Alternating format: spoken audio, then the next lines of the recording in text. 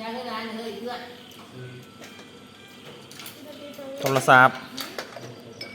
ใครโทรมาหรอก็โอ้เจ็บแอล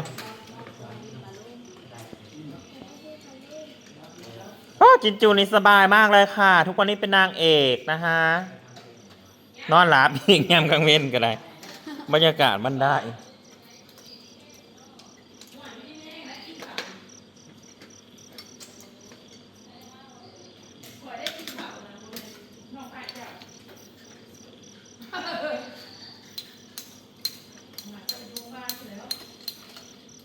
ไทยด้วยนี่โทรมาหน่อย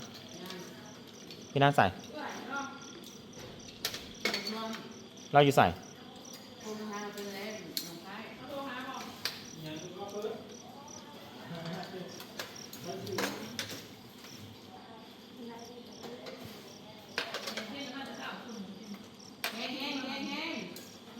ลูก8ซูมาผิดดูซู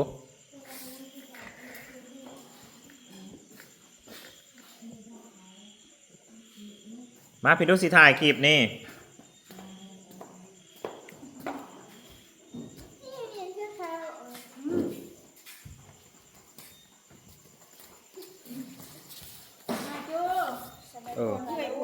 มันหูได้อีนะแต่มันจะลับเลยมันกินอิ่มแล้วมันสิลับเลย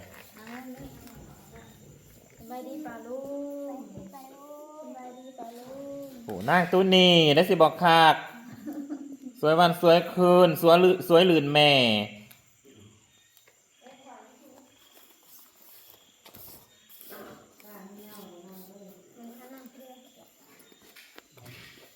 คือมาแจ้งข่าวสร้าง FC พี่น้องลูก8บริกรับเดิมอื่นนี่เด้อเนื่องจากว่าสภาพอากาศอะไรกับพายุเขา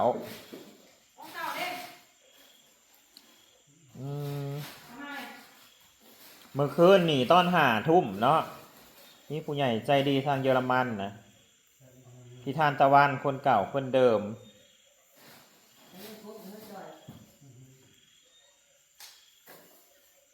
เปิดฝากเงินมา5,000บอกว่าสวยครอบครัวลูก8ค่ะเดินทางหายบาบอจัดการตามสมควรโฆษณา5,000คือเม้นขี่ไก่โป่เรียได้สูสมเสียนนะอาลี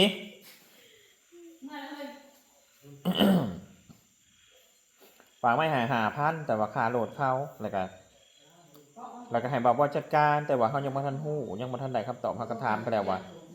ตกลงแล้วแสกค่าโหลดเขาถอดได้แต่พี่ผมยังไม่ทันตอบมาขอบคุณมากๆนะฮะ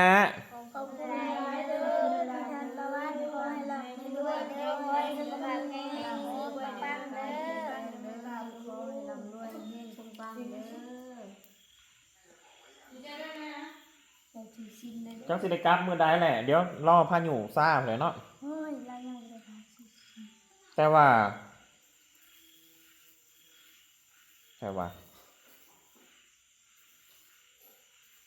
ข่าวพายุอีสานบันิจูกูจะเบิ่งดิ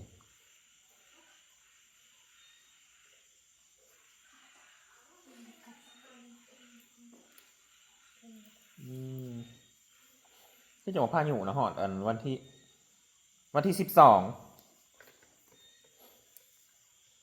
เมื่อนี้วันที่6เนาะพายุไม่ซักนะ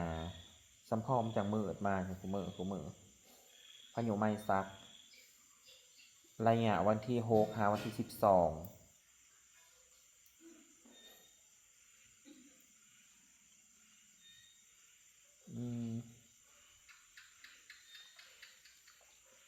ยังมาทันให้กราฟพี่น้องเพราะว่าทางเปื้อนขอบคุณพี่ทานตะวันมากๆที่ช่วยค่ารถลูก8อุ่นมึงต้องเอาใจเดี๋ยว5,000เรายังพอนั่นเดี๋ยวรอคำตอบมาก่อนแล้วสิว่าจริงแล้ว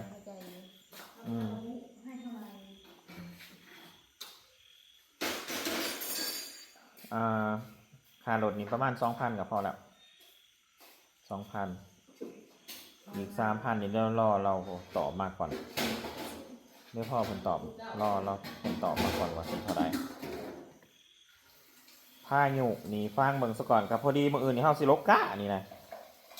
มื้ออื่นนี่มื้อนี้เฮาสิลกกะมื้ออื่นนี่เฮาสิดำแล้วก็โอ้ยนี่เหม็นคือขี้ไก่โป่คือบ่โทนี่เว้าดิ คอยก็ไม่ มันไปเห็ดในใดเนาะมันคือเหม็นแบบนี้วะถ้าทานสิมันสีหอมในสมบักเสียน แม่นคอยก็ว่าได้หอมได้สมผักเสียน นี่ผมเหม็นคือขี้ไก่หนวดนี่มันใส่พิสูจน์กูวะแต่ว่าลูกแปดนั้นยังมาทันกราฟเด้อปลาลุงอยากซัพพอร์ตลูกแปดในระหว่างอยู่นี่กะซัพพอร์ตมาได้เพราะว่าไม่ได้ให้เขาอยู่ฮอดว่าสิให้กราฟวันศุกร์ถามว่ามีหยังขาดเคลื่อนเด้อโหลดมาวันศุกร์เนาะ โดยแม่ วันอาทิตย์ก็มาแมันบ่ ก็มาคันเราบ่อยากเรียนนะ วันพฤหัสก็ได้ วันพฤหัสบ่แม่นวันพุธวันพฤหัสเฮาดาม2 มื้อก็แล้วดอกนะหั่นน่ะเฮาดาม2 มื้อก็เบิดก้าอันนั้นถ้าก็บ่มีก้าดามแล้ว โดย ดามเบิดก้าเท่ากันบ่มีหยังเฮ็ดแล้วก็กาวันศุกร์หาแล้ว โดย ถ้าบ่มีหยังขาดเคลื่อนอีก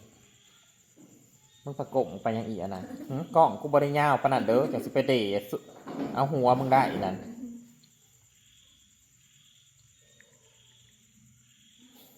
กับมื้อนี้เนาะว่าแม่ลูกแปะดูดวงว่าซั่นว่าอียุกิกับอีตัวนี้นะสิได้เรียนจบอยู่บ่ว่าซั่นแม่หมอนาตาลีมาจบว่าซั่นเขาอยากเป็นหมอบ่สิอยากเป็นหมอบ่ โดย แล้วคือจัง บ่ เอากับแม่เบิ่งยังไงก็ฮู้แล้ว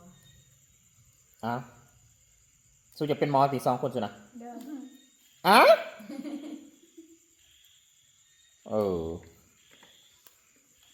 จ้ะกูบ่ฮู้เด้ออันนี้ของแม่หมอว่าออกมานั่นน่ะน่าอุ่น โดย ว่าอยากเป็นหมอว่าซั่น เป็นด็อกเตอร์บ่ โอ้อยากเป็นหมอใหญ่ หมอใหญ่ ความฝันสูงอะไรรอได้ลูก8นะพี่น้องเอ้ยอืม เรียนจบวะ เรียนจบแล้วจบไปชอง กระทำ สนิทจบ จังแรกกันในกรณีแบบ มึงสิสู่อลีนะอุ่นแบบว่ามึงไปทำงานไปส่งลูกเรียนแบบนะ โดย ก็สิได้อยู่ความคิดว่าก็ส่งไปทีละคนมันบอกทีละคนเนาะ โดย มันพร้อมกันนี่บึบเลยได้นี่ ก็พร้อมกันแหละนี่กันต่อหม้อนี่ พี่นาไปแฮปปี้ อันขั้นคืออยู่ไทยยังไทยได้ แม่ แบบกู้ทุนเรียนได้เลยไปทำงานใส่ แบบนี้ดีเขากู้แล้วก็เขาก็ทำงานใส่เองเขา อืมจะเป็นจะได้แล้วมันกับบอแน่ได้สู้แบบว่าบางที่ฮะนี่เนาะคนเฮาน่ะเว้นบ่บางคนน่ะจนฮะนี่ทุกข์ยากเขาขาดแรงแกงขาดหมอวันสุดท้ายเขาก็ยังแบบว่ายังเป็นเจ้าคนนายคนฮะเด้ โดย จะเข้าไปจากใดแล้วมันกับชีวิตมันพลิกพันฮะเด้เนาะ โดยแม่ มันก็อาจสิไปแบบนั้น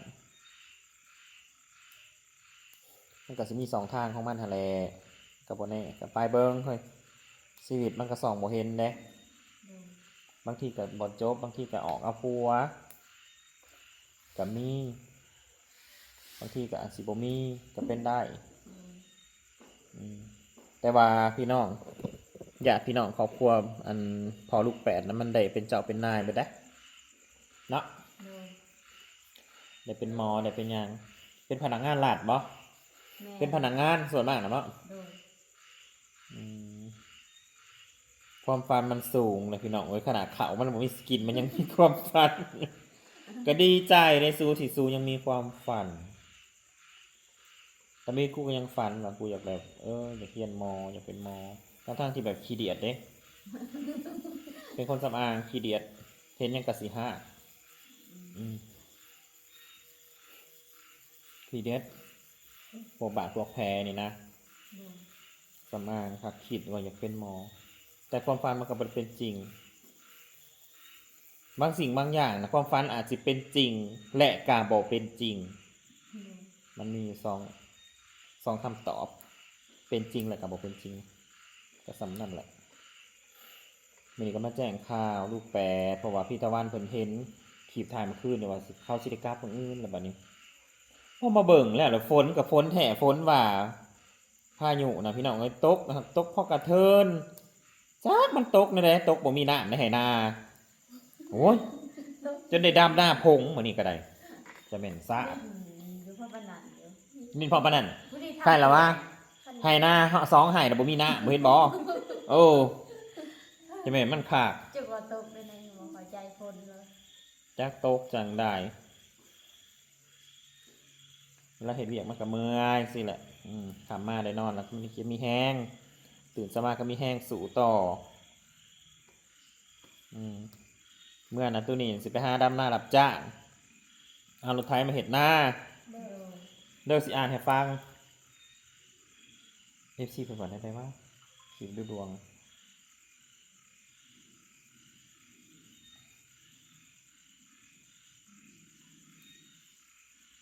ใช่ว่า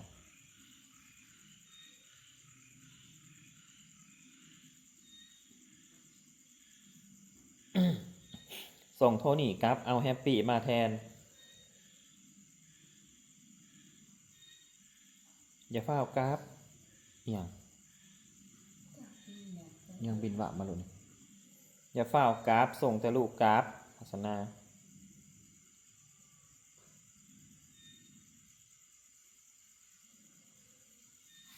กราฟอะไรพี่น้องมันก็คิดหอดลูกเนาะกรา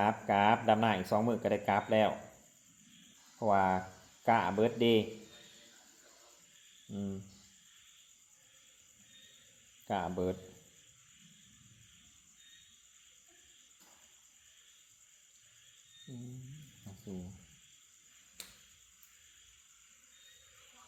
เงินเขาก็ลุยโลกะกันอีกที่เป็นยังไงทาเบิง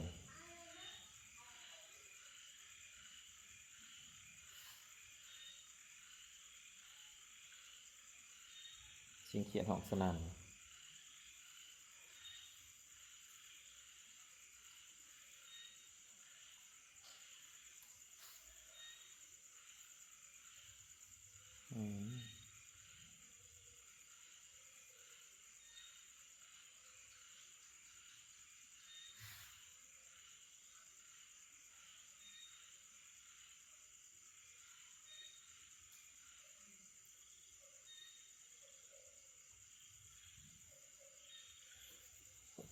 ให้ง่วงนอนเลย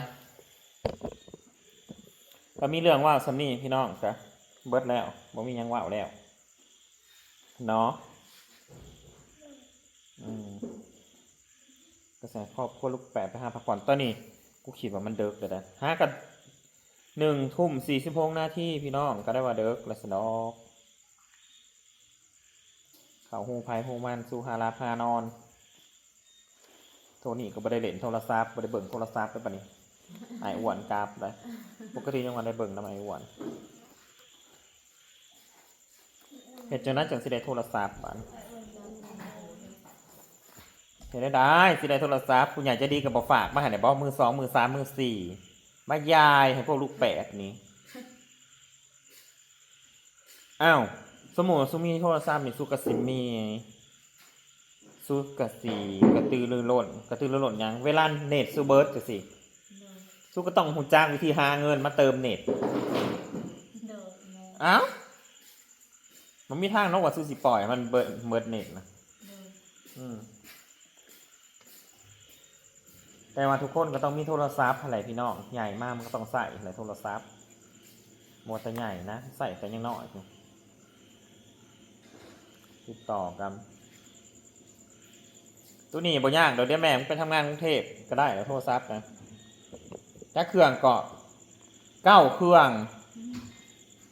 แม่มึงเครื่อง1พอมึงเครื่อง1อีกซูคนละเครื่องอีก7 เครื่องใส่มันลงไปแต่ว่าตัวนี้นะอย่าพาออกจากใส่เถอะหาทำงานเอาตัวนี้รับจ้างลองเบิ่งดูน้ำผักน้ำแหงกับของน้าอุ่น เด้อ มันสิภูมิใจแหงเข้าแบบสู่โทนโอ๊ตโทนแบบทำงานเก็บเงินซื้อโทรศัพท์ได้เครื่อง1 ได้ก็ต้องหูจักซักหักษาของเอียงกับตามแต่ที่เป็นของน่ะต้องหูจักรักษาถนอมไส้ประหยัดหลักๆกับประหยัดเท่าไหร่จักสีให้ประหยัดยังเนาะสู้ขนาดสิกินก็ยังบ่มีเลยเนาะซุมื้อนี้ขึ้นไปขึ้นมาก็จักสิกินหยังละแต่ละมื้อจิโจเมื่อน่ะสิกินหยังกินหอยเชอรี่นะโอ้ยกินหอยใช่มันตอบคือเป็นจังไดน้องอันชินซูสบายเนาะนอนอย่างเดียวยามกลางเวน ไล่ไก่ก็ลุงแหน่มันขับมาขี่เสนี่นะไล่มันออกเวลาเห็นมันขับมานะเข้าใจแล้วจะมัวแต่นอนเวลาป้าลุงมาซะก่อนภาคเที่ยงมาเนี่ยจะไปนอน เวลาป้าลุงอยู่นะจะไปนอนใจบอ ก็เลยเล่นไนก่อน มันก็นอนพอมันบักน้อยก็นอน ต่างคนต่างนอนยามกลางเวนสบายคือยังนี่แฮปปี้ปะปะอยู่อย่างเมื่อกินหอยสิว่าได้สักพี่น้องเอ้ยอุตส่าห์ให้แฮปปี้มาเนาะความตั้งใจกูนะกูให้แฮปปี้มานะกูตั้งใจว่าอยากให้พ่อสุนาว่าเอาอีแฮปปี้มาส่งว่ะแล้วก็พากันมาหาคนกูนึกว่าอีแฮปปี้สิอยู่มาเห็นขนมขึ้นรถเพราะว่ากูอีขึ้นรถน้ำพ่อมึงอะได้แมนซาดมีแฮปปี้มันบอกมาเดี๋ยวพี่น้องหลายคนบอกอยากให้มันมานะสุก็จะลืมแล้วปีสิมานะกูบอกให้สุมาดำนาเขาจะบอกบอกสิมาแล้ว มาเก่า กูสิจ้าง อยากกันมาก สิมาให้สร้างบ่ได้มีเวียกเหตุกูสิจ้างอ้าวมาไว้แล้วกะกูสตกไว้ได้หลายมันเป็นอย่างไรคือบ่พอแท้ขอบคุณทุกคนทุกท่านที่ติดตามนะฮะขึ้นห้องก่อนนะไปหาหลับหานอนก่อนพักผ่อนมื้อนี้ดำหน้าบ่ได้หลายดอกดำหน้าเบิดอยู่บ่หมัดกะ2หมัดมื้อนี้นะพี่น้องเอ้ยวันเมื่อวานเนี่ยดำหลายเติบเป็นวันอย่างว่ามาเจ็บกล้ามขาเจ็บก้นลูกก็บ่อยากได้นั่งก็บ่อยากได้มันเจ็บ พ่อรุ่น อืม เอ